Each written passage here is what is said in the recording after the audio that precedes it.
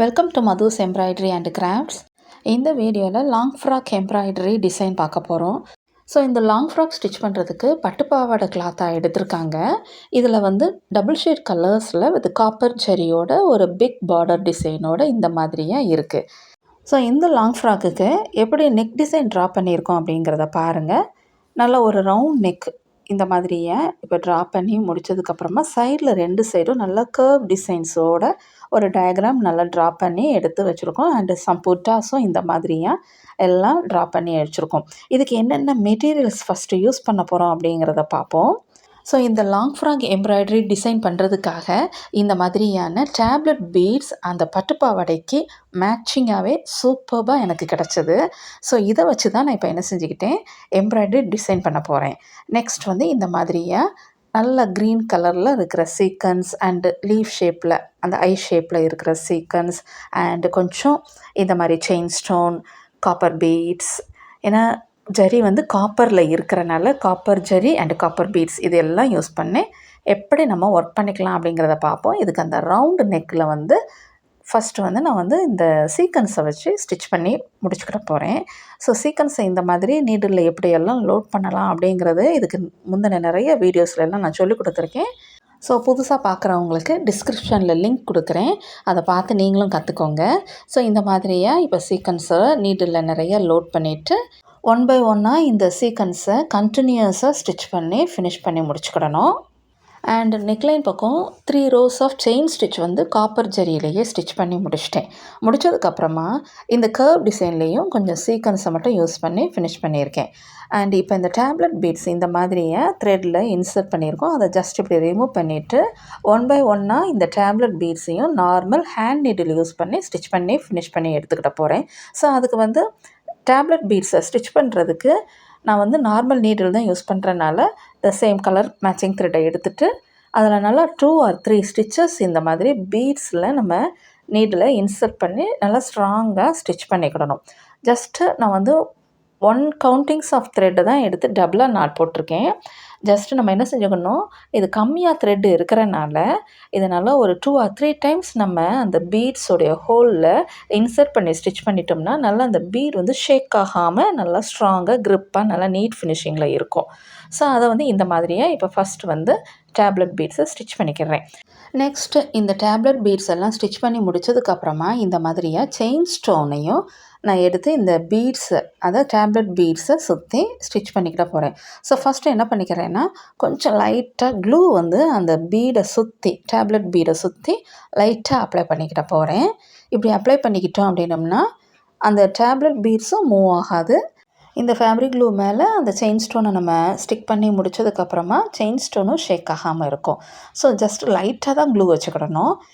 இந்த மாதிரியாக இப்போ க்ளூ வச்சு முடித்ததுக்கப்புறமா அந்த செயின் ஸ்டோனை வந்து அந்த க்ளூ மேலே இந்த மாதிரியாக ஸ்டிக் பண்ணிக்கிடணும். அந்த பீடுக்கு ஒட்டினாப்லேயே நல்ல ஓவல் ஷேப்பாக இந்த டேப்லெட் பீட்ஸ் இருக்கும். ஸோ எல்லா டேப்லெட் பீட்ஸுக்கு அவுட்லைனில் இந்த மாதிரியாக செயின் ஸ்டோன் எல்லாம் ஸ்டிக் பண்ணி முடிச்சிருக்கோம். இதை வந்து இப்போ ஆரி நீடில் யூஸ் பண்ணி செயின் ஸ்டிச் பண்ணிக்கிட்ட போகிறேன். அதுக்கு வந்து இந்த மாதிரியான காப்பர் ஜரி த்ரெட்டு தான் யூஸ் பண்ணிக்கிட்ட போகிறேன். ஸோ இதை வச்சு எப்படி நம்ம வந்து அந்த செயின் ஸ்டோனில் செயின் ஸ்டிச் வந்து ஸ்டிச் பண்ணிக்கலாம் அப்படிங்கிறத க்ளோஸ் வியூவில் உங்களுக்கு காட்டுறேன் பாருங்கள். நான் ஃபஸ்ட்டே சொன்ன மாதிரி க்ளூ வந்து அதிகமாக வைக்கக்கூடாது. அதிகமாக வச்சுட்டோம் அப்படின்னோம்னா நம்ம நீடில் இன்சர்ட் பண்ணுறதுக்கு நமக்கு கொஞ்சம் கஷ்டமாக இருக்கும். ஸோ லைட்டாக தான் அப்ளை பண்ணிக்கணும் அப்படிங்கிறத நான் உங்களுக்கு மென்ஷன் பண்ணியிருந்தேன். ஸோ அந்த மாதிரி தான் க்ளூ லைட்டாக வச்சுட்டு இப்போ இந்த செயின் ஸ்டோனில் அண்ட் அந்த டேப்லெட் பீட்ஸ்க்கும் இன் பிட்வீன் இருக்கிற கேப்பில் நம்ம நீடில் இந்த மாதிரியாக இன்சர்ட் பண்ணி செயின் ஸ்டிச்சை ஒவ்வொரு செயின் ஸ்டோனுக்கும் ஸ்டிச் பண்ணிக்கிட்டோம் அப்படின்னோம்னா இந்த செயின் ஸ்டோன் நல்லா க்ரிப்பாக நல்லா ஸ்ட்ராங்காக அந்த பீடை சுற்றி ஷேக் ஆகாமல் நல்லா ஸ்டிச்சிங்கில் ஸ்டிச் ஆகிக்கிடும். ஸோ செயின் ஸ்டோனை வந்து ஸ்டிச் பண்ணும்போது இந்த மாதிரியாக ஸ்டிச் பண்ணிக்கிடணும் செயின் ஸ்டிச் யூஸ் பண்ணி. நெக்ஸ்ட் இதை எல்லாமே ஃபினிஷ் பண்ணி முடிச்சிட்டேன். அண்ட் இதை சுற்றி இப்போ வந்து காப்பர் பீட்ஸ் யூஸ் பண்ணியும் கண்டினியூஸ் பீட் ஒர்க் நம்ம இந்த மாதிரியே அந்த செயின் ஸ்டோனுக்கு சுற்றி 2 காப்பர் பீட்ஸ் மட்டும்தான் சுகர் பீடுங்கிறனால டூவாக எடுத்து ஸ்டிச் பண்ணிக்கிற போகிறேன். இது வந்து எல்லாருக்குமே கொஞ்சம் பீடு வச்சு ஸ்டிச் பண்ணுறது எல்லாமே கொஞ்சம் ஈஸி. ஸோ அதை வந்து நான் ரொம்ப டீட்டெயில்டாக காட்டலை, ஜஸ்ட் இந்த மாதிரி ஃபினிஷ் பண்ணிட்டேன் பாருங்கள். அண்ட் நெக்ஸ்ட்டு இந்த ஐ ஷேப்பில் இருக்கிற இந்த சீக்வன்ஸை வந்து ஜஸ்ட் அந்த பீடுக்கு பக்கமாக இது நல்லா ட்ரெண்டிங்காக போகிற இந்த ஒரு சீக்வன்ஸ் ஒர்க் வந்து ரொம்ப ஹைலைட் ஆகுது. ஸோ வந்து இந்த மாதிரியாக இப்போ இந்த ஒர்க்குக்கு நான் செலக்ட் பண்ணியிருக்கேன். அண்டு ஸோ மேட்சிங்காகவும் எனக்கு கிடச்சனால இதை யூஸ் பண்ணுறது ரொம்ப பியூட்டிஃபுல் லுக்கில் கிடச்சிது. ஸோ இந்த சீக்வன்ஸை வந்து இந்த மாதிரியாக எடுத்துகிட்டு அதில் 2 ஹோல்ஸ் இருக்கும்.